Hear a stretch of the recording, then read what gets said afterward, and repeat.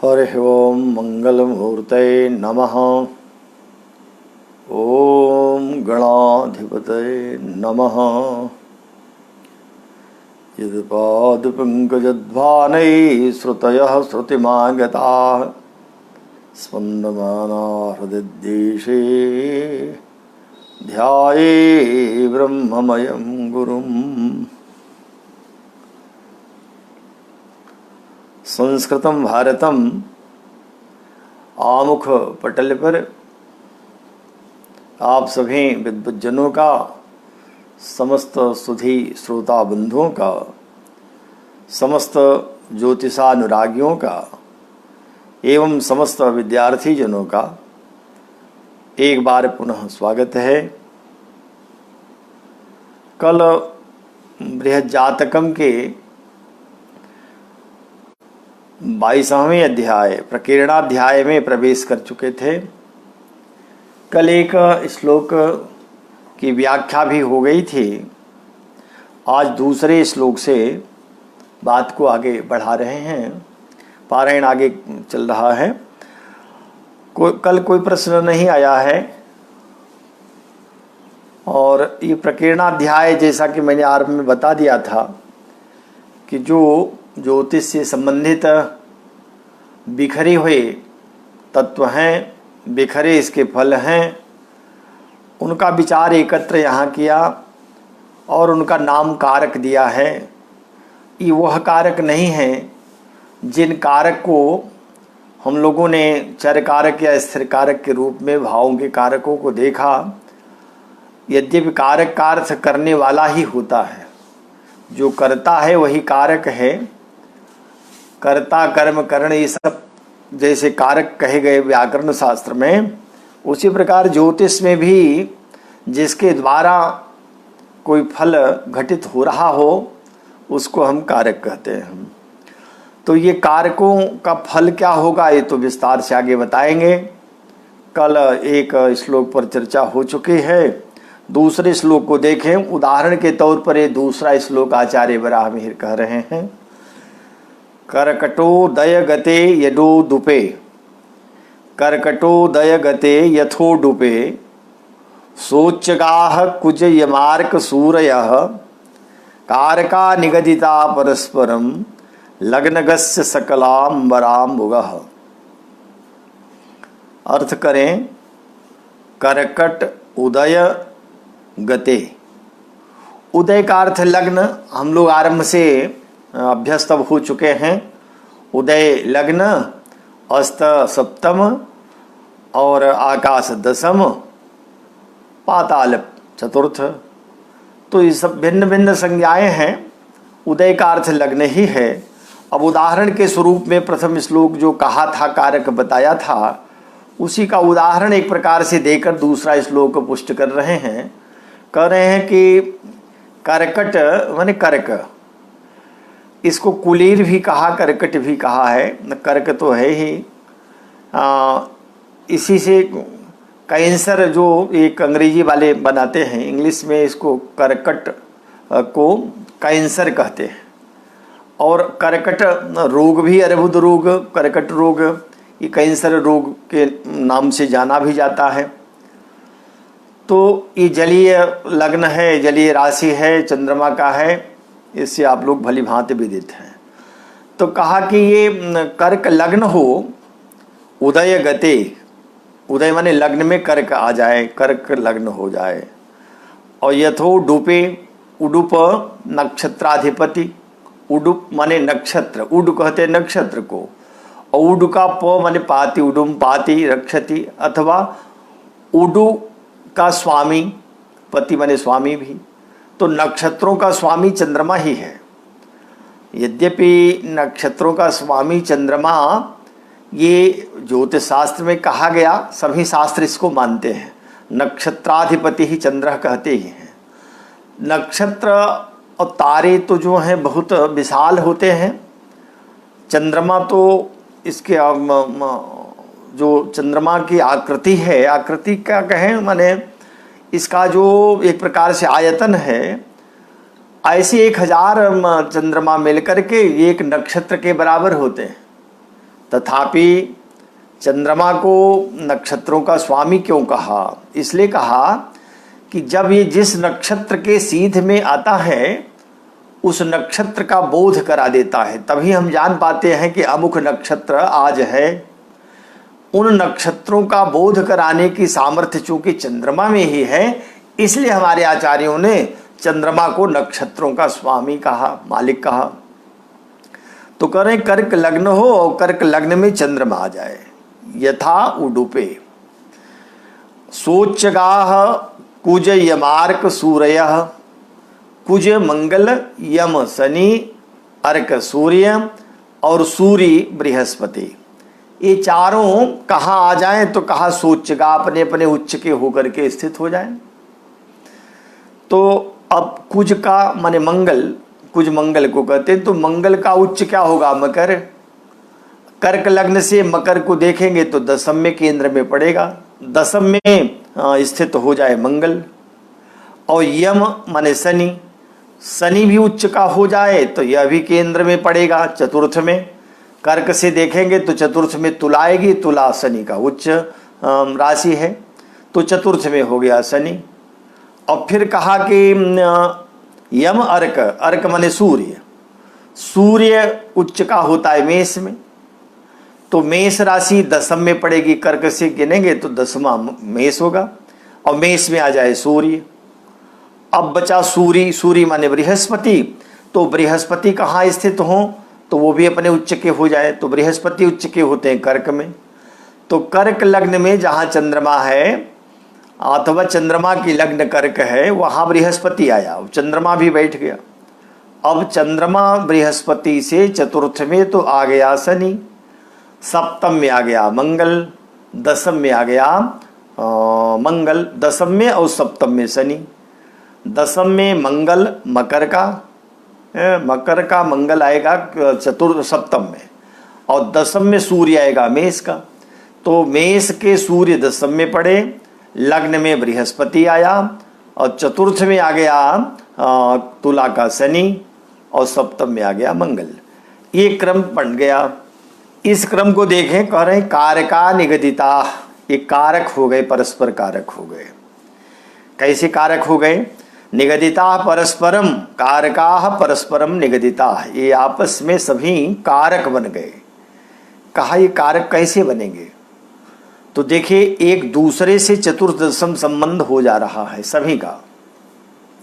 लग्नगस्य सकलाम्बराम बुगह, सकला माने सभी का, अंबर और अंबुग, अंबु माने जल होता है। और जल का जो विचार किया जाता है कभी भी, चाहे कोई प्रश्न करे कि जलावृष्टि होगी कि नहीं होगी, एक तो ये प्रश्न पूछा जाता है, वर्षा होगी, अगर वर्षा हो रही हो तो वर्षा रुकेगी कब, इस प्रकार के प्रश्न आते हैं। दूसरा पूछा जा सकता है कि पृथ्वी पर जल है या नहीं है, तो कहाँ है ये जानना है हमको। तीसरा प्रश्न आएगा कि नदी में बाढ़ कब आएगी, और बाढ़ अगर आई है तो कब रुकेगी। ये इस प्रकार के प्रश्न जल से संबंधित आते हैं। आकाश से वृष्टि कब होगी अथवा वृष्टि रुकेगी कब। पृथ्वी पर जल कहाँ है, कितनी दूरी पर है, कुआं आदि खोदना है तो हमको जल जानना है कितनी दूरी पर है, दूसरा प्रश्न होता है। और तीसरा प्रश्न होता है कि ये नदी में बाढ़ आदि जो आई है या कब आएगी, आएगी तो कब रुक जाएगी, कितना क्षति होगी। जल विषयक जितने भी प्रश्न होते हैं वो चारों केंद्रों से देखे जाते हैं। इसमें जो चौथा स्थान है इसको अम्बु स्थान कहते हैं, जल स्थान, चौथा भाव। तो इसमें सुख स्थान भी है, सुखाम्बु, अम्बु भी कहते हैं इसको। तो अम्बु इसका क्या अर्थ है कि पृथ्वी में जल कहाँ है, कितनी दूरी पर है, ये जानना हो तो सलिले हिबुके नाम भ सलिल, हिबुके सलिले नाम्बो, पृथ्वी में कितना जल है ये जानने के लिए हिबुक माने चतुर्थ को देखना पड़ता है। हिबुके नाधः सलिलम, अधः सलिलम माने पृथ्वी का जल और पृथ्वी के अंदर का जल, हिबुके नाधः सलिलम। और नद्यागमस्तु सप्तमेन उक्तम, सप्तम भाव से नदी का आगमन माने बाढ़ आदि और बाढ़ का रुकना देखे। और 10वें प्रपतनम वृष्टि ही, आकाश से वृष्टि कब होगी इसको देखने के लिए 10वां स्थान देखे। और लग्नेन तृतीयम पुनः, तीनों को लग्न के से एक साथ देखे। तो ये जो चारों केंद्र हैं, चारों से जल के विषय में प्रश्नोत्तर होते हैं और प्रश्न कुंडली से विचारी जाती है। बहरहाल प्रश्न कुंडली का तो बाद में विषय आएगा, अभी जो ये विषय है यहाँ इस पर ध्यान दें। यहाँ जो अम्बु आ गया इसी से ध्यान गया तो बता रहा हूँ। अम्बुगह, अम्बुगह माने जल राशि, जल राशि या जल भाव। जल भाव कौन? चतुर्थ भाव। और अंबर माने दसम, तो दसम भाव में और चतुर्थ भाव में चतुर्थ दसम संबंध जो बना करता है ये कई प्रकार से बहुत अच्छा माना जाता है। विवाह में भी जो मिलाते हैं भकूट, उसमें कहा कि एक रासौ महाप्रीति चतुर्थ दसवें सुखम, चौथा और 10वां अगर संबंध बन रहा हो तो बहुत सुख प्राप्त होता है वर कन्या को, जीवन सुखी हो जाता है। तो ये चतुर्थ और 10म का संबंध एक प्रकार से नैसर्गिक मैत्री है तो बहुत अच्छी बात, और तात्कालिक मैत्री भी चतुर्थ दसम की हो जाती है, और दोनों प्रकार से है तो अधिमित्रता भी हो जाती है। चतुर्थ दसम से परस्पर जितना ये बताया गया केंद्र में बैठे हुए ग्रहों को, अगर चतुर्थ दसम देखें तो परस्पर लग्न से 10वां, जैसे यहाँ लग्न में बृहस्पति चंद्रमा है तो चंद्रमा से दसम में सूर्य पड़ रहा है, बृहस्पति से दसम में सूर्य, ये परस्पर एक दूसरे के लिए योग कारक बन गए। योग कारक बन गए माने सदैव उत्तम फल करेंगे, इनका फल शुभ ही रहेगा, दशांतर दशा हो अथवा अन्य प्रकार से योगों में भी देखेंगे, इनका परस्पर जहाँ संबंध की बात आएगी वो भी देखेंगे, तो ये परस्पर एक दूसरे के लिए अनुकूल फल देने वाले रहेंगे। अब चतुर्थ दसम जैसे देख रहे हैं तो हमको देखना है, अब लग्न का तो हमने देख लिया कि बृहस्पति इसके लिए सर्वाधिक योग, बृहस्पति नहीं, बृहस्पति के लिए सूर्य सर्वाधिक योग कारक यहाँ बन गया। लेकिन अब हमको बृहस्पति का ही देखना है कि बृहस्पति के लिए अधिक बल किससे प्राप्त होगा। तो अब बृहस्पति बैठा है दसम में, उससे दसम देखेंगे तो सप्तम स्थान होगा। सप्तम स्थान में बैठा है मंगल उच्च का, और दसम में तो बृहस्पति है, तो बृहस्पति से मंगल का जो संबंध होगा ये चतुर्थ दसम संबंध होगा। यह भी परस्पर एक दूसरे के लिए कारक हो गए। अब बृहस्पति के लिए मंगल अत्यधिक कारक बन गया, बृहस्पति के बल को मंगल अधिक बढ़ाएगा, या बृहस्पति को इससे शुभता प्राप्त होती रहेगी। बृहस्पति शुभ कारक बनेगा, लेकिन मंगल का अगर योग संयोग मिलेगा तो अत्यधिक कारकता आ जाएगी। अब इसी प्रकार से अगर मंगल का ही देखना हो तो मंगल है सप्तम में, अब सप्तम से दसम चले तो चतुर्थ स्थान होगा, तो चतुर्थ स्थान में बैठा है शनि, शनि और मंगल का परस्पर यहाँ कारकत्व हो गया।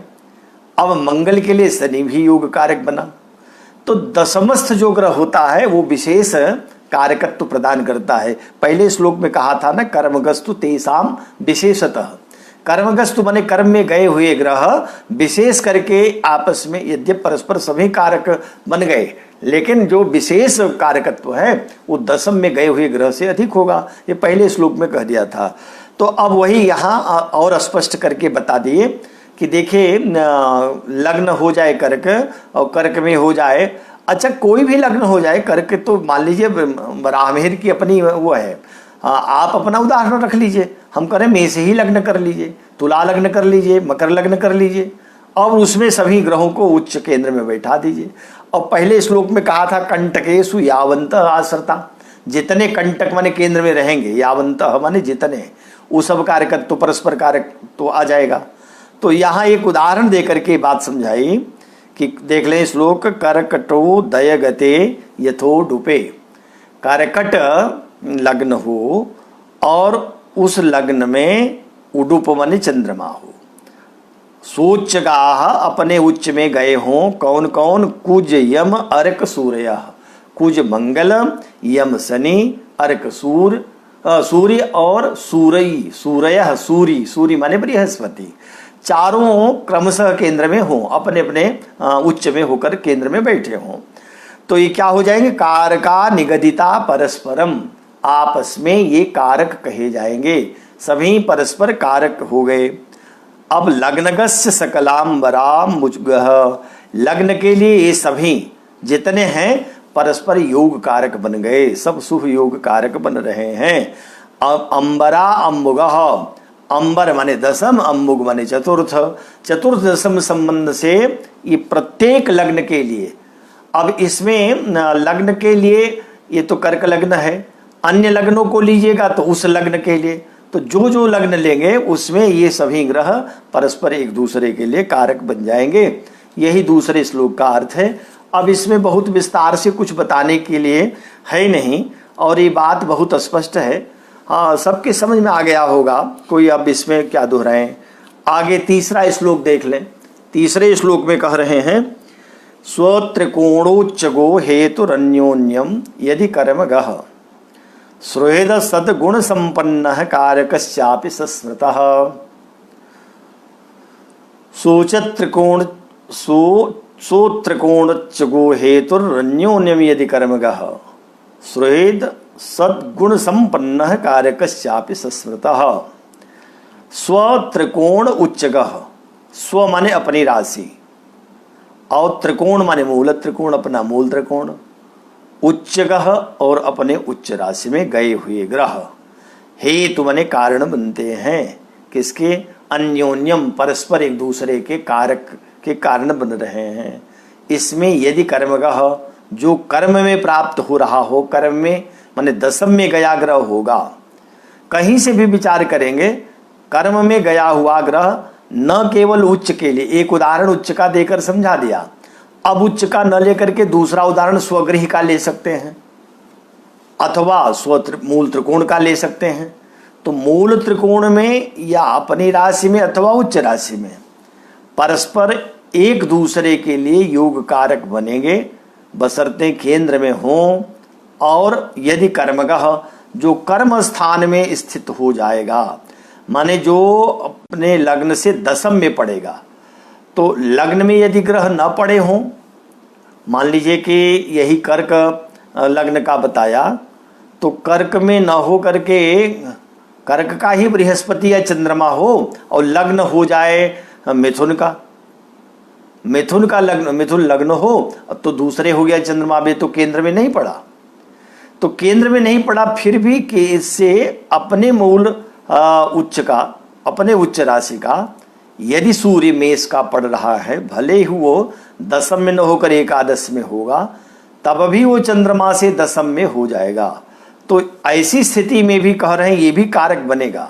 स्वत्रिकोणोच्चगो अपने राशि का, अपने मूल त्रिकोण का या अपने उच्च का, हेतु जो कारण है, अन्योन्यम यदि एक दूसरे से परस्पर ये संबंध बना रहे हैं, केंद्र में पड़ रहे हैं, चंद्रमा से केंद्र में, चंद्र कुंडली से भी केंद्र बन जाता है, तो चंद्रमा से दसम में सूर्य पड़ रहा है, ऐसी स्थिति में कहा कि यदि कर्मगः, कर्मगः माने कर्म स्थान में गया हुआ ग्रह, कर्म स्थान माने अब दसम स्थान सर्वत्र मत समझिए, कर्म स्थान दसम माने कर्म भाव मत समझिए, दसम तो समझिए। तो जिस राशि का, जिस ग्रह का विचार करना हो, उस ग्रह से दसम में गया हुआ, कर्म माने दसम में गए हुए ग्रह को, वो कैसा हो, सुहृद सद्गुण संपन्न, सुहृद हो, सुहृद माने मित्र हो, लेकिन मित्रता दो प्रकार की है, या पंचधा मैत्री है, तो पंचधा मैत्री में भी दो प्रकार की मैत्री है, एक नैसर्गिक मैत्री, एक तात्कालिक मैत्री, एक मित्र होगा एक अधिमित्र होगा। तो यहाँ सद्गुण संपन्न माने अधिमित्र होना चाहिए, सुहृद सद्गुण संपन्न, मित्र ग्रह अगर वो अधिमित्र है तो कारकश्चापि सस्मृतः, वह भी कारक होगा। यहाँ कहीं कंटक की बात नहीं है, केंद्र की बात अब नहीं कह रहे हैं, अब कह रहे हैं कि यदि अपनी राशि का ग्रह, अपने मूल त्रिकोण का ग्रह अथवा अपने उच्च का ग्रह यदि अपने स्थान से दसम में ग्रह गया हुआ है, तो वह परस्पर एक दूसरे के लिए कारक बनेंगे, बशर्ते सुहृद सद्गुण संपन्न। यदि अधिमित्र हो जाए, अधिमित्रता है, तब तो निश्चित ही वो बहुत अधिक कारक होगा, सस्मृत, ऐसा जानना चाहिए। ये अर्थ ये कहा कि परस्पर जो कारक संज्ञक एक कंटक का बताया था, उसी के उसमें दूसरा भी एक योग बता दिया कि ऐसे भी स्व गृह के भी और स्व मूल त्रिकोण के भी अगर अपने से चतुर्दशम का संबंध बना रहे हैं जहाँ भी स्थित हैं, लेकिन वो अधिमित्र होने चाहिए। अगर अधिमित्र नहीं है तो वह क्या होगा कि उतना कारकत्व नहीं रह जाएगा, सामान्य हो जाएगा। फिर वो कारकत्व तो तब होगा जब परस्पर अधिमैत्री भाव बना रहेगा। अब आइए तीसरा श्लोक हो गया, चौथे पे आइए। कह रहे हैं कि शुभम वर्गोत्तमे जन्म बेस स्थाने च सदग्रहे अशून्येषु च केंद्रेषु कारकाख्य ग्रहेषु च। अर्थ करें, शुभम वर्गोत्तमे जन्म, वर्गोत्तम का जिसका जन्म हो। वर्गोत्तम अब खूब समझ गए होंगे आप लोग, शुरू से ही वर्गोत्तम शब्द आ रहा है। वर्गोत्तम माने जो ग्रह अपने लग्न में जिस राशि का है, अगर नवांश में भी उसी राशि का हो गया तो उसको वर्गोत्तम कहेंगे।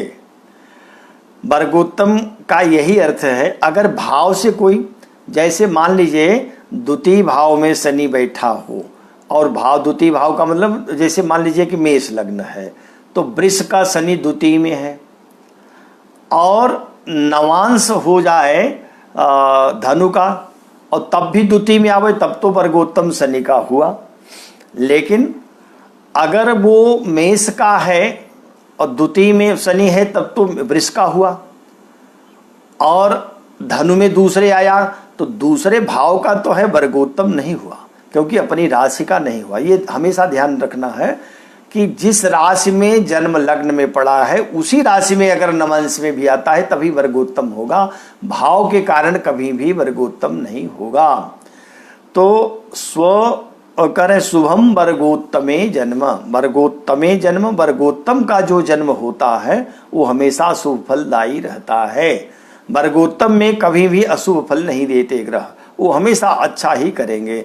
जैसे अभी कल ही पढ़ा गया था कि अगर मेष नवांश में जन्मा कोई जातक हो तो उसका क्या फल होगा, बता दिया कि तस्कर होगा। लेकिन अगर नवांश भी उसी का वर्गोत्तम हो जाए तो तस्कराधिपति होगा, मन वर्गोत्तम का फल सदैव शुभ रहेगा। इसीलिए करें शुभम वर्गोत्तमे। और जन्म, जन्म माने जन्माधिपति, जन्माधिपति माने चंद्रमा, जन्म राशि से, जन्म राशि का स्वामी माने चंद्रमा जिस राशि में है अगर वह भी वर्गोत्तम में है, नहीं भी है तब भी जन्म राशि का स्वामी शुभ फल ही करता है, वो अशुभ नहीं करता। लग्नेश लग्न का स्वामी और चंद्रमा जिस राशि में हो उसका स्वामी प्राय शुभ ही फल किया करते हैं। कुछ विशेष स्थितियों में जरूर इनका फल कमजोर पड़ जाता है, लेकिन लग्नेश बुरा तब भी नहीं होता जब वो अष्टमेश भी हो। देखें, अष्टम स्थान सबसे बुरा स्थान द्वादश भाव में है। द्वादश भाव में जो 12 स्थान हैं उनमें सबसे खराब अगर कोई स्थान है तो 8वां है। छठे और 12वें के भी अपेक्षा 8वां स्थान सबसे अधिक खराब है, क्योंकि पहली बात तो भाग्य का ये एक 12वां हुआ, व्यय हुआ, और लग्न के लिए भी अवयोग कर रहा है क्योंकि वो लग्न का षष्टक हो जाता है। कर्म के लिए यद्यपि लाभ में भी तो पड़ेगा, कुछ दृष्टियों से कर्म के लिए अष्टम उतना बुरा नहीं है, फिर भी कर्म का भी कर्मेश का अष्टम अच्छा नहीं, तो किसी के लिए सप्तम के लिए भी अच्छा नहीं है, चतुर्थ के लिए अच्छा नहीं। हर दृष्टि से अगर विचार किया जाए तो अष्टम स्थान सबसे अधिक बुरा स्थान होता है। लेकिन अष्टमेश ग्रह यदि लग्नेश भी होता हो तो वह अशुभ फल नहीं करता। ये तो महर्षि पाराशर का ही सिद्धांत है, और जिसको लघु पाराशरी में उनके किसी अनुयायी ने कहा कि वो भाग्य व्याधिपत्य न रंध्रेशो न शुभ प्रद, लेकिन स एव शुभ संधाता लग्नाधीशोपि चेत स्वयं। अगर लग्नाधीश हो जाए तो शुभ होगा। तो अब वर्गोत्तम वाला ग्रह तो शुभ होगा, जन्म राशि इसका स्वामी भी शुभ होगा, बेस्य स्थाने च सद्ग्रहे, और बेस्य स्थान भी शुभ हो जाएगा। शुभ कब होगा? बेस्य स्थान होता है माने सूर्य से दूसरे ग्रह पड़ा हो। बेसी योग पहले हम लोग पढ़ाए तो दूसरे जो सूर्य से हो वो बेसी होता है, और चंद्रमा से दूसरे हो तो सुनभा होता है। ये तो योग में पढ़ा गया था। अब यहाँ कह रहे हैं कि बेसी स्थाने च सदग्रहे, माने सूर्य से दूसरे सदग्रह पड़े। सदग्रह माने शुभग्रह। शुभग्रह यदि सूर्य से दूसरे पड़ गए हों तो यह भी सदैव शुभ फल करेंगे। वर्गोत्तम शुभ फल कर रहा है, जन्म राशि शुभ फल करेगा, और बेसी स्थान का सदग्रह शुभग्रह भी शुभ फल करेगा। अशून्येषु च केंद्रेषु, केंद्र यदि अशून्य हो जाए, शून्य न रहे, शून्य रहना माने कोई ग्रह न हो तो शून्यता है, अशून्य माने ग्रह स्थित हो, तो केंद्र स्थान में ग्रह स्थित हो, नहीं बहुत स्थित है तो एक भी हो जाए, माने केंद्र स्थान शून्य न रहे, किसी एक केंद्र में भी शुभग्रह आ जाए, तो एक भी शुभग्रह केंद्र में हो अथवा कोई भी ग्रह केंद्र में आ जाए तो वह शुभ फल करता है। बृहस्पति आ गया तब तो कहना क्या है, शुक्र बुध आ गए तब तो बहुत अच्छे हैं, मंगल भी ठीक ही है। मंगल का चतुर्थ सप्तम में तो यद्यपि लग्न में कह दिया गया मंगल ही दोष करेगा, लेकिन दशम में अगर मंगल है तब वो तो उसको कुल दीपक कहते हैं। तो केंद्र स्थान में शून्यता नहीं आनी चाहिए, माने कोई न कोई एक ग्रह हो। तो अगर अशून्येषु च केंद्रेषु, केंद्र स्थान शून्य नहीं है, अशून्य है, तो वह भी शुभकारी रहेगा। कारकाख्या ग्रहेषु च, अथवा जो अभी तक कारक ग्रह बताए गए, अगर कारक ग्रह कोई है तो वह भी सदैव शुभ फल करेगा, अच्छा परिणाम देगा। ये सभी शुभ परिणाम देते हैं, इसीलिए कारक जो छूट रहे थे उन कारकों को ले आकर के यहाँ बताया कि कारक ग्रह शुभ फल करेंगे, सदैव शुभ फल करेंगे, उनका बुरा फल नहीं होगा। तो कारक ग्रह शुभ फल करेंगे, केंद्र में कोई ग्रह है तो वह भी शुभ फल करेगा, वर्गोत्तम का ग्रह शुभ फल करेगा, जन्म राशि अथवा जन्म लग्नेश भी शुभ फल करेगा। स्थान में सूर्य के दूसरे स्थान में अगर कोई शुभ ग्रह आ जाए तो वो भी शुभ फल करेंगे। अब हो गया चौथा, आइए पांचवें में करें। मध्य वयसः सुख प्रदाह, केंद्रस्था गुरु जन्म लग्न पाह, पृष्ठो भय को दयर्छगाह, त्वन्तेन्तः प्रथमेषु पाकदाह। मध्य वयसः, मध्य अवस्था में माने युवावस्था में, सुख प्रदाह सुख प्रदान करते हैं, सुख देते हैं। कौन? केंद्रस्था, अगर केंद्र में स्थित ग्रह हो। कौन हो? गुरु जन्म लग्न पाह, गुरु माने बृहस्पति, जन्म जन्म राशि, जन्म माने जन्म राशि का स्वामी। किसी की मेष राशि है तो वही उसकी जन्म राशि का जन्म राशि है, और आशीष हो जा मंगल होगा, क्योंकि मेष का स्वामी मंगल, तो जन्म राशि का ईश स्वामी, वही जन्म कहा।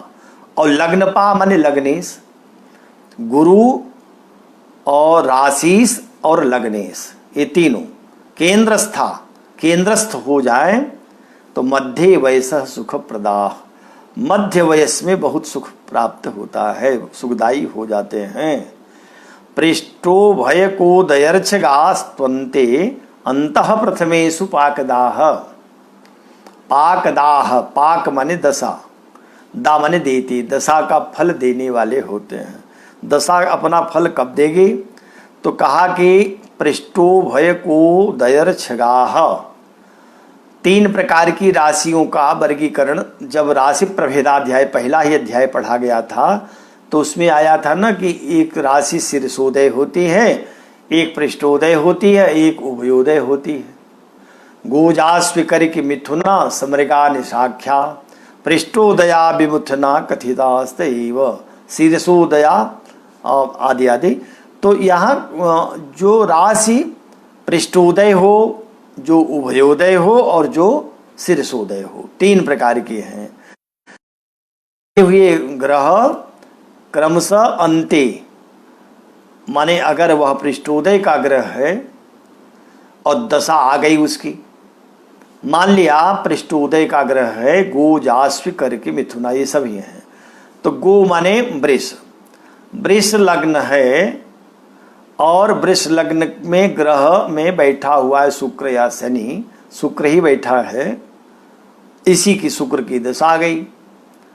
तो दशा आ गई तब इसको दशा अच्छी होनी चाहिए, क्योंकि लग्नेश है, वृष लग्न है, उसका स्वामी शुक्र, तो लग्नेश की दशा तो बहुत अच्छी होती है, ये तो अभी भी कहा। तो निश्चित ही शुक्र की दशा का उत्तम फल बता देना चाहिए, फल तो उत्तम रहेगा। लेकिन एक बात कह दिया, कहा कि अगर यह पृष्ठोदय का है तो वह सारा शुभ फल कब देगा, जब यह अंतिम इसकी दशा आएगी। 3 भाग कर लीजिए, तो प्रथम मध्यम अंत, अंतिम भाग जब आएगा 20 वर्ष की दशा में, 6 वर्ष से कुछ अधिक दशा इसकी बहुत सुभद जाएगी। उसके पहले सामान्य रहेगा, थोड़ा अच्छा बुरा रहेगा, लेकिन अंतिम निश्चित ही बहुत अच्छा जाएगा। क्यों? क्योंकि पृष्ठोदय राशि में है और वहीं सिंह राशि शीर्षोदय है।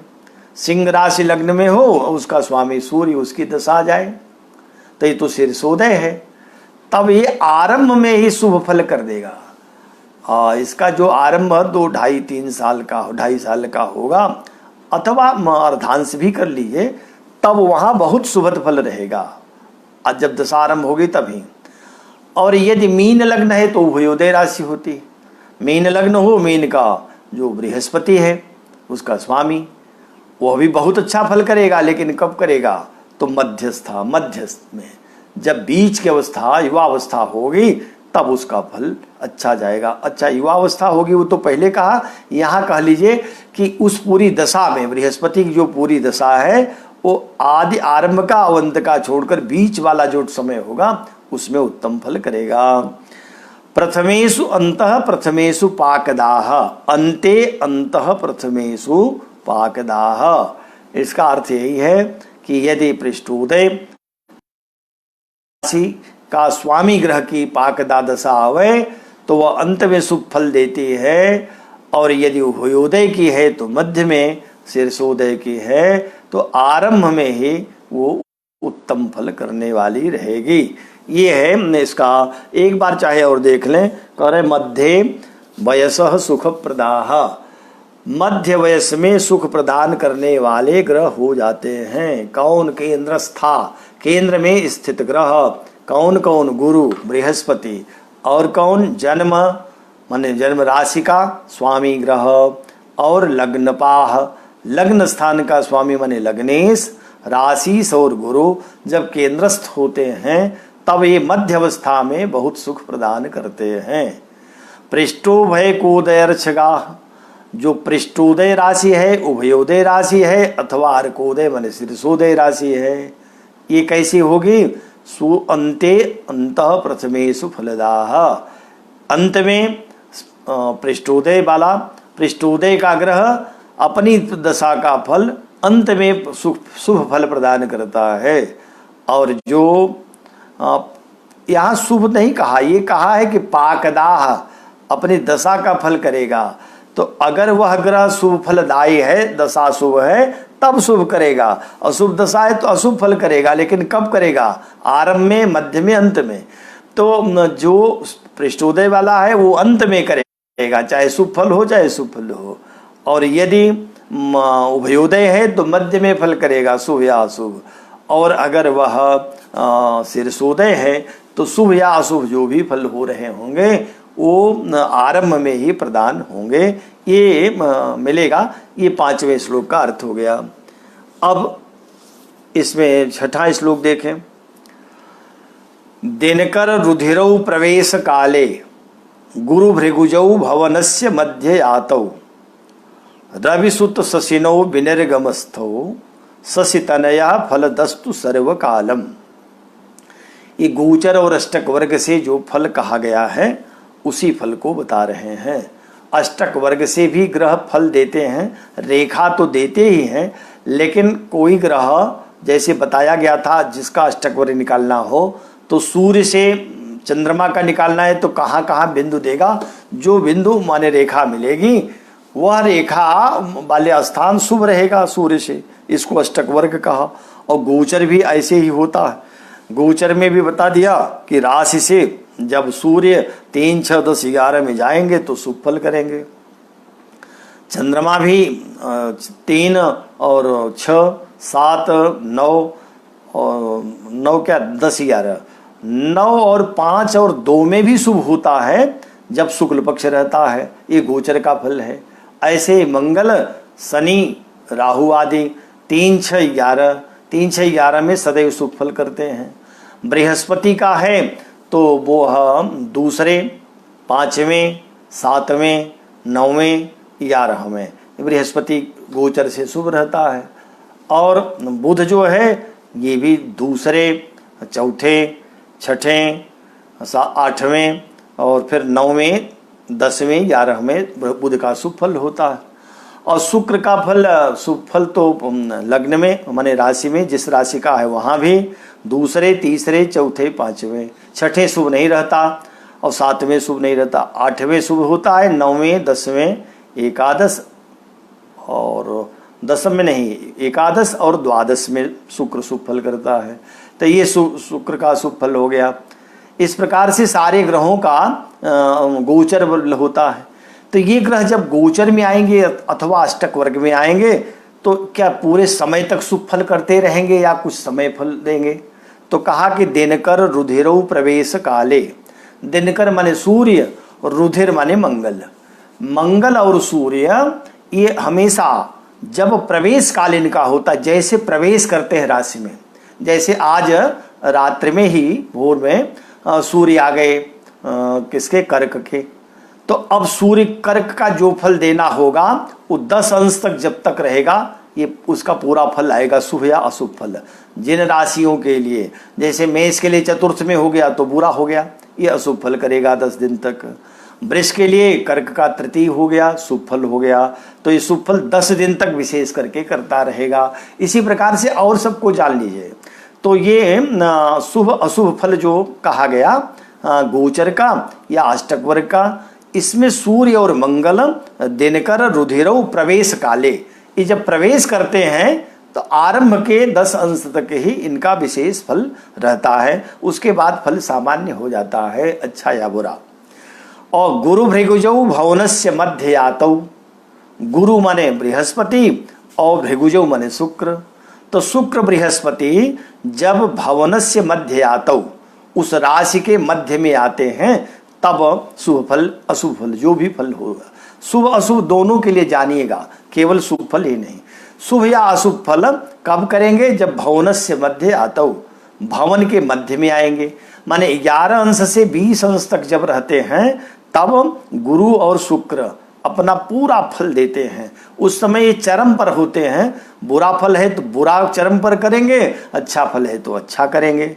ये दोनों का दिनकर और रुधिर माने दिनकर सूर्य और मंगल का तो राशि में प्रवेश से ही आरंभ करेंगे 10 अंश तक, चाहे शुभ या अशुभ हो।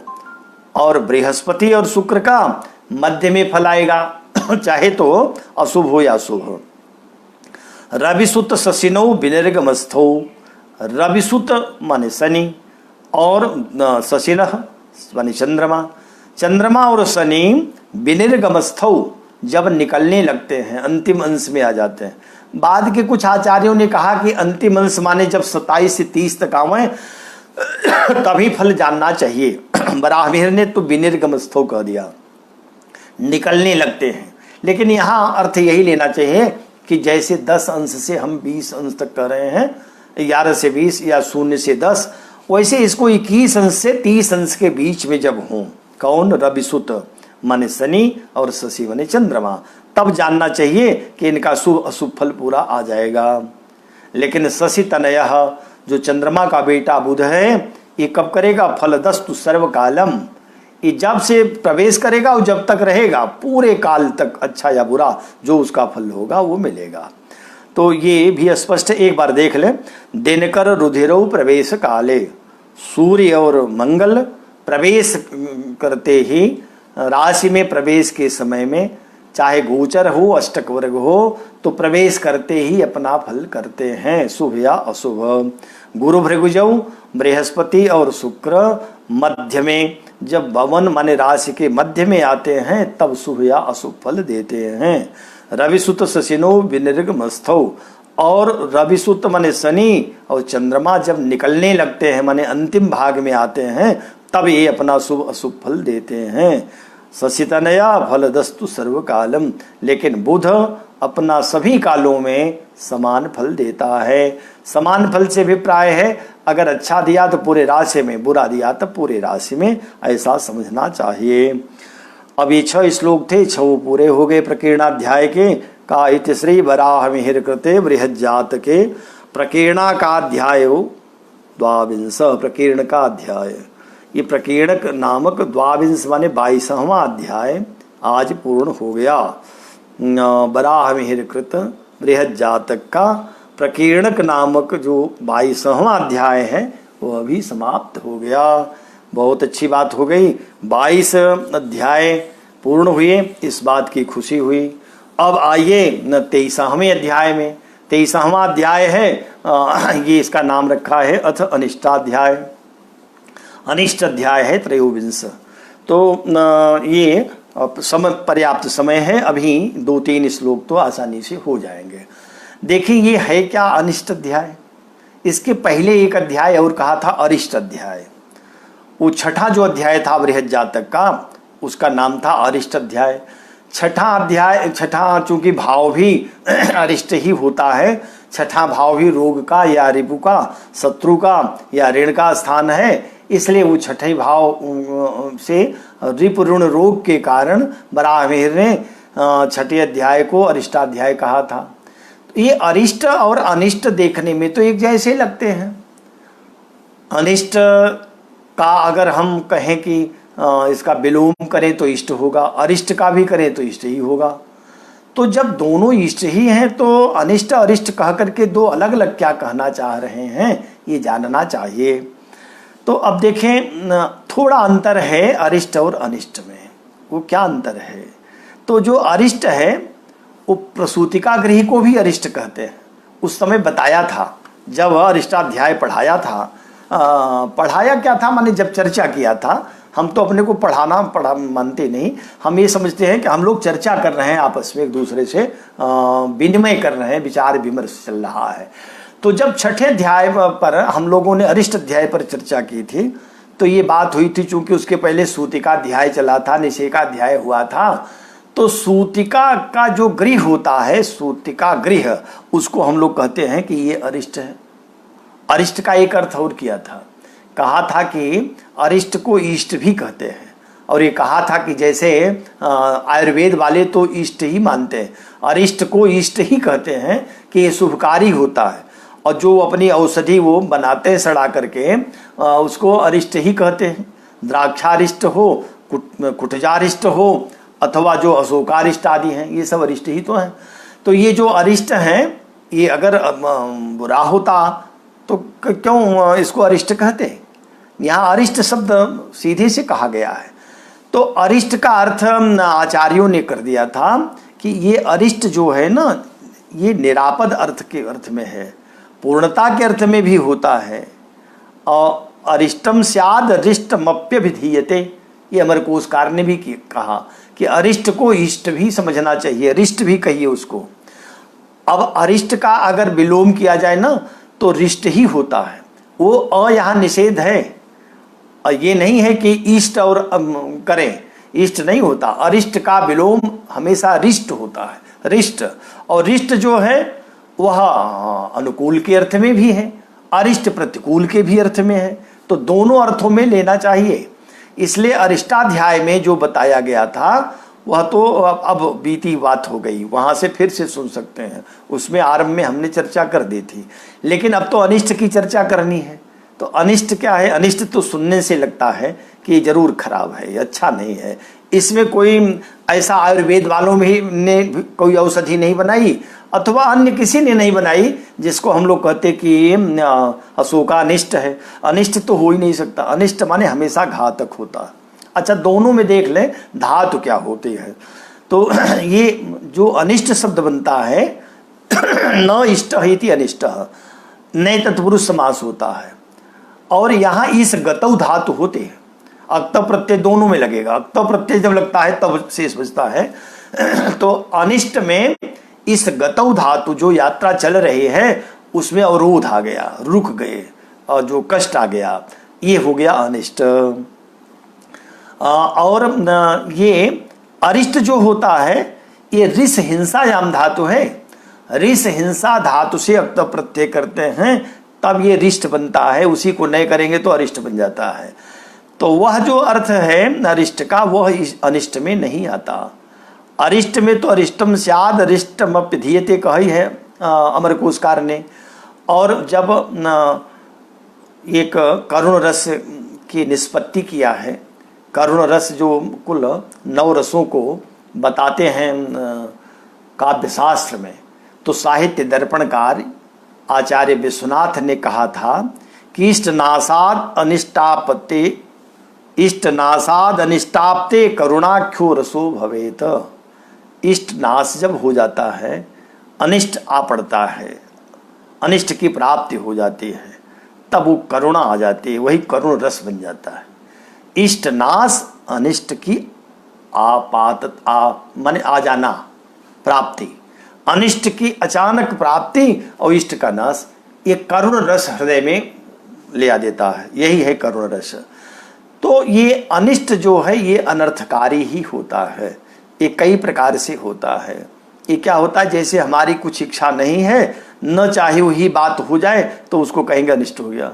जिसकी इच्छा नहीं है, अनिश्चित है लेकिन हो गया, अननुकूल, इसको बुरा भी कहते हैं या अनर्थकारी कहते हैं।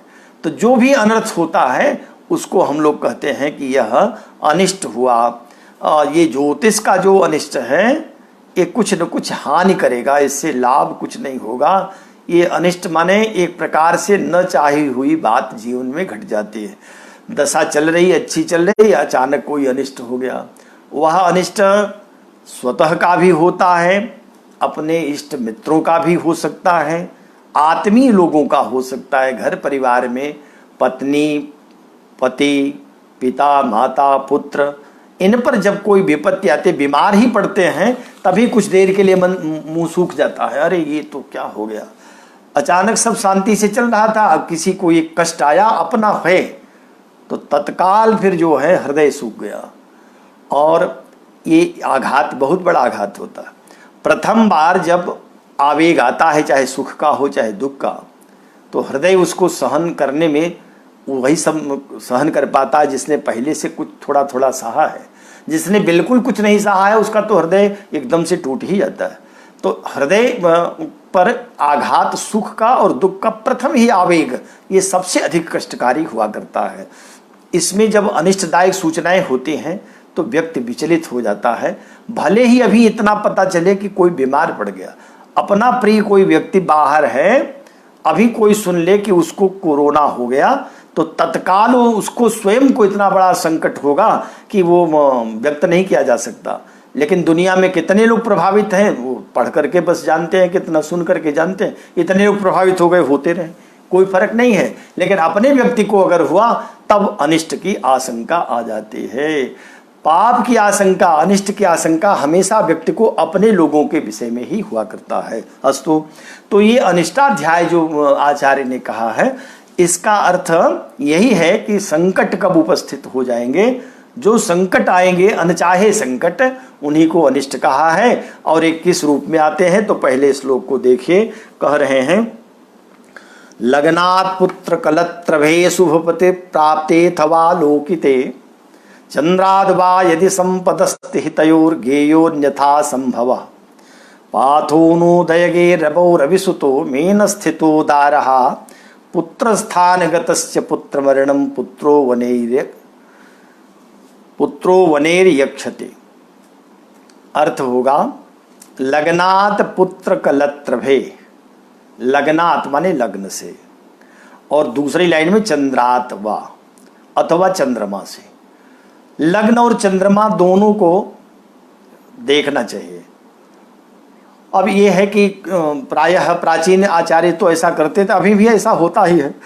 जब लग्न कुंडली बना दी जाती है तो दूसरी एक कुंडली और बनाई जाती है, चंद्र कुंडली। लग्न कुंडली ही अपने आप में पर्याप्त है। लग्न कुंडली से तो आप बस देखते ही समझ जाएंगे चंद्रमा से कौन ग्रह का है, वही चंद्र कुंडली है। सूर्य से भी समझ जाएंगे कहाँ है, सारे ग्रहों से आप कुंडली बना सकते हैं। जब लग्न कुंडली बन गई तो सारी कुंडली स्वतः बन जाती है। लेकिन चंद्रमा की कुंडली अलग से चंद्र कुंडली बनाई जाती रही है, आरंभ से अभी भी बनती है। इसके पीछे का क्या कारण है? सिर्फ इतना ही है कि लग्न और चंद्रमा में जो सर्वाधिक बलवान होता है उसके अनुसार जातक पर अधिक फल घटित होते हैं। फल दोनों का आता है, थोड़ा फल चंद्रमा का भी थोड़ा लग्न का भी आता है, लेकिन जो सर्वाधिक बलवान है उसका फल अधिक घटित होता है। तो कहा कि यहाँ लग्न से भी देख लें, चंद्रमा से भी। तो लग्नात पुत्र कलत्रभे, दो भाव को देखिए, पहले पुत्र भाव फिर कलत्र भाव। कलत्र माने स्त्री, स्त्री माने पत्नी या जाया भाव। अब ये स्त्री की कुंडली होगी तो उसमें पति देखें, और पुरुष की है तो कलत्र माने स्त्री देखें, लेकिन पुत्र तो दोनों से समान ही रहेगा। तो लग्नात पुत्र कलत्र भे, लग्न से पुत्र और कलत्र भे माने राशि भाव, जो भाव आ रहा हो। शुभपति प्राप्ते, शुभपति शुभ ग्रह अथवा आलोकिते, शुभ ग्रह अथवा अपना स्वामी। शुभ अभी छोड़ दे, पति केवल ले। पति माने पंचम का स्वामी पंचम में बैठ जाए, या पंचम का स्वामी पंचम भाव को आलोकित माने देखे। इसी तरह सप्तम भाव का स्वामी सप्तम स्थान में ही बैठा हो या सप्तम स्थान को देख रहा हो। एक लाइन का अर्थ यही है, लग्नात पुत्र कलत्रभे, लग्न से पुत्र भाव और कलत्र भाव। पुत्र भाव माने पंचम भाव, कलत्र भाव माने सप्तम भाव। दोनों शुभ ग्रह हो, शुभ पति अपने, शुभ अभी छोड़े रखे, शुभ माने शुभ होगा ये अर्थ समझे। अगर अपने पति से, पति माने स्वामी से, स्वामी माने पंचम के स्वामी ग्रह से अथवा सप्तम के स्वामी ग्रह से दृष्ट हो अथवा युति कर रहे हो, बैठे हो या देखे जा रहे हो, तब क्या होगा? तब कह रहे हैं कि शुभ फल प्राप्त करते, शुभ पति प्राप्ते अथवा लोकिते। चंद्रादवा, और यही बात चंद्रमा से हो तो यदि संपद अस्ति, संपद अस्ति, इनकी संपदा प्राप्त होती। पुत्र संपदा, संपदा माने रत्न, पुत्र रत्न अथवा पत्नी रत्न की प्राप्ति रहती है, स्थिति बनी रहती है। पुत्र भी रत्न है, पत्नी भी रत्न है, पति भी रत्न है, सब रत्न ही हैं। रत्न तो मूल्य दे करके खरीदे जाते हैं, लेकिन ये रत्न तो मूल्य दे करके भी प्राप्त नहीं होते। ईश्वरी कृपा से और पूर्व जन्मों के ऋणानुबंध से, जो पूर्व ऋणानुबंध हैं, उसी ऋणों के अनुबंध से ये सब संबंध मिलते रहते हैं, सब संबंध होते हैं। और जैसे ये यात्रा करता हुआ व्यक्ति, कोई पथिक किसी वृक्ष की छाया में आवे और दूसरी ओर से यात्रा करते दूसरे पथिक भी उसी वृक्ष की छाया में आकर के सब एक साथ बैठकर छाया लें और छाया लेकर पुनः अपने अपने गंतव्य को चले जाएं, वही स्थिति ये होती है। ये जो संसार की गति है ठीक इसी प्रकार से है। यथा ही पथिकः कश्चिद् छायामाश्रित्य तिष्ठति, जैसे कोई पथिक किसी वृक्ष की छाया लेकर कुछ देर के लिए विश्राम करता है और दूसरे आकर वहीं विश्राम करते हैं, उतनी देर के लिए भेंट हो जाती है, परस्पर एक दूसरे के प्रति प्रेम भाव भी हो जाता है। अरे ट्रेन में चलने वाले लोग जितनी देर तक ट्रेन में परस्पर एक दूसरे के आमने सामने बैठे रहते हैं, उतनी देर में एक दूसरे के प्रति स्नेह भाव हो जाता है, और जब ट्रेन का अपने स्टेशन आया तो उतर जाते हैं। ये क्या है? बिल्कुल जितना ये है बस उसी प्रकार से जीवस्तोय तरंग तुंग चपला जीवत चलन जीवितम, ये चल जीवन में इतनी देर के लिए भेंट होते हैं। वो पुत्र भी, पत्नी भी, पति भी, ये परस्पर एक दूसरे के लिए उतनी देर ऋण के तहत आते हैं, अपना ऋण पूरा करके फिर अपने अपने गंतव्य को चले जाते हैं। कहा कि विश्रम च पुनः गक्षे तदवद भूत समागम, विश्राम करके जैसे फिर अपने अपने स्थानों को चले जाते हैं, उसी प्रकार से भूत माने प्राणियों का परस्पर क्या होता है? भूत समागम माने मिलन होता है, और सब अपने अपने ऋणों को पूरा करके निकल लेते हैं। तो ये रत्न क्यों कहा? क्योंकि रत्न तो देखिए बाहर पड़ा हो रत्न, उस रत्न का कोई अर्थ नहीं है। रत्नानि भूषयन्ति योषाः, ये योसा माने स्त्रियां जब रत्न धारण करती हैं तब रत्न का रत्नत्व होता है, तभी उसकी शोभा भी है। रत्न तो बाहर है, पड़े रहे, कोई अर्थ नहीं। स्त्री की शोभा रत्न पहनने से नहीं, बल्कि रत्न की ही शोभा बढ़ती है। स्त्री तो स्वयं शोभायमान है।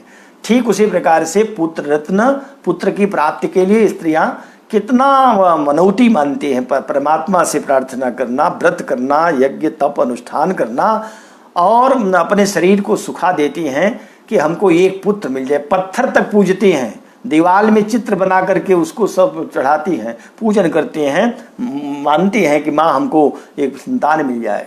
और संतान जब प्राप्त हो जाता है तो धीरे धीरे करके संतान का मोह उतना अब नहीं रह जाता, वो रत्न फिर नहीं रहता। और संतान भी कुछ ऐसी होती हैं कि जो उसके बाद खबर लेने लगते हैं, वृद्धावस्था में वृद्धाश्रम भी पहुंचा देती हैं। अस्तु आज ये विषय नहीं है, हमको बस रत्न पर ध्यान चला गया इसलिए बताने लगा। यहाँ देख लें, अर्थ समाप्त करना है क्योंकि 4 बजेगा। करें लग्नात् पुत्र कलत्रभे सुपति प्राप्ते अथवा लोकिते। लग्न से पुत्र या चंद्रमा से, दोनों से, चंद्राद्वा नीचे कहा जा रहा है। पुत्र कलत्रभे पंचम और सप्तम का स्वामी यदि अपने भाव में युति कर रहा हो अथवा अपने भाव को देख रहा हो तब संपदस्ति शुभे संपदस्ति तयो, इन दोनों से संपदा होती, माने पुत्र की भी प्राप्ति और पत्नी की भी प्राप्ति। और दोनों के साथ कहें कि संपदा माने एक प्रकार से इनके साथ जीवन ठीक बीतता है। तयोर गेयो, ये जानना चाहिए कि पुत्र की संपन्नता और पत्नी की संपन्नता माने पंचम भाव सप्तम भाव दोनों पुष्ट हो जाते हैं, अन्यथा असंभव। नहीं तो अगर ये बात नहीं है, न देखें न युति हो, शुभग्रह भी न देखें न युति हो, तब न तो पुत्र की प्राप्ति होती है न पत्नी की प्राप्ति होती है, तब न तो विवाह ही होता है न संतान ही होगी। पाथो नो दयगे रबऊ, पाथोन कहते हैं कन्या राशि को। पाथोन ये जो आरंभ में बताया था राशि में, क्रियताबुर जितुम कुलीर ले पाथोन जुग कौरवाख्या तौक्षिक आके किरो हृद्रोग शांत चेतम। तो पाथोन कन्या राशि को कहते हैं। पाथोनो दयगे, कन्या लग्न उदित हो, उदय माने लग्न, कन्या लग्न हो और उसमें रबु माने सूर्य आ जाए, सूर्य बैठा हो कन्या में। रविसुतो मीन स्थित, और रविसुत माने शनि मीन राशि में सप्तम में चला जाए तो दारहा माने पत्नी का सुख नहीं होता, पत्नी को हानि पहुंचा देने वाला, ये एक प्रकार से यही अनिष्ट है। तो पत्नी का हरण होता है, पत्नी नष्ट हो जाती है। विवाह अगर हुआ भी तो विवाह का सुख नहीं, पत्नी नष्ट होती है। अब ये दारहा है तो इसी से पत्नी स्त्री की कुंडली में पति का समझ लेना चाहिए। पुत्र स्थान गतस्य पुत्र मरणम, अगर यही पाथोन माने कन्या लग्न हो और कन्या लग्न में सूर्य बैठा हो, पुत्र स्थान गतस्य, और पुत्र स्थान में मंगल आ जाए, यद्यपि मंगल वहां उच्च का होगा, मकर का होगा पंचम में, लेकिन मकर का मंगल हो, सूर्य हो कन्या का लग्न में, ऐसी स्थिति में पुत्र मरणम, पुत्र की समय में मृत्यु हो जाती है। ये पुत्र का समय में मृत्यु होना भी अनिष्ट योग ही तो है। कहा कि इसी को अनिष्ट करते हैं। पुत्रो अवनेर यक्षति, अवनी माने पृथ्वी और अवनेर माने अवनेय कहेंगे मंगल को। तो मंगल अगर पंचम में बैठ जाए और कन्या लग्न हो, वहां सूर्य हो, तो यह भी पुत्र का मरण देता है। समय हो गया, एक बार जल्दी से देख लें।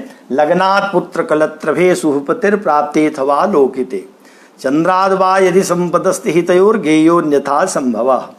लग्न से या चंद्रमा से पुत्र पंचम या कलत्र सप्तम स्थान में उनके स्वामी के द्वारा यदि वह भाव दृष्ट हो या युत हो, तब उसकी संपदा अस्थि होती है, शुभ संपदा। शुभ ग्रह की युति दृष्टि भी उसमें काम करेगी। तयोर गेय, तब जानना चाहिए कि पंचम और सप्तम की पुष्टि रहेगी, अन्यथा फिर संभव नहीं होता, माने संतान की या पत्नी की प्राप्ति नहीं होती।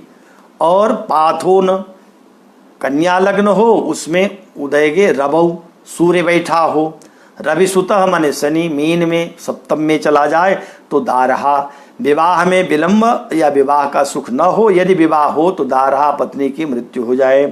पुत्र स्थान गतस्य, और कन्या लग्न हो, सूर्य बैठा हो, पुत्र स्थान में अवनी अवनेय माने मंगल बैठ जाए तो पुत्र मरणम, पुत्र की मृत्यु करता है, यक्षति बने देता है, ये जानना चाहिए। तो आज इस 23वें अध्याय का पहला श्लोक पूर्ण हो गया। अब शेष श्लोकों पर कल चर्चा करेंगे।